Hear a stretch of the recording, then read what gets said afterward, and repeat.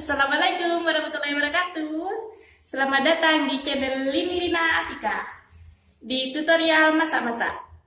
Kali ini saya akan membuat telur crispy kribo. Anda penasaran? Yuk ikuti. Oke guys, pertama-tama kita harus siapkan 2 butir telur, 1 masako yang rasa sapi, dan 1 balago yang super pedas. Jika kalian mau yang lain ada rasa jagung, tapi saya tidak beli ya. Ini saya ambil tepungnya yang sagu golden crispy. Nah, dan yang ini mie-nya buat kribo-kribo. Oke guys, kita ikuti langkah-langkah masaknya.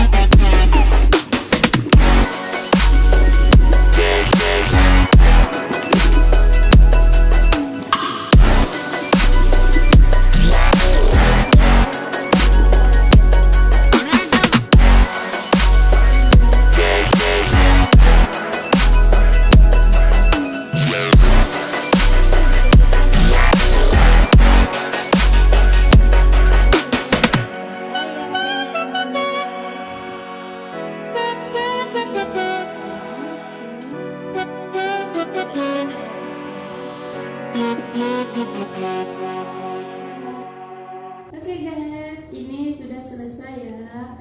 Telur kribo crispy-nya ya guys ya. Oh ya, caranya mudah. Kalian bisa meniru dengan tutorial yang tadi ya.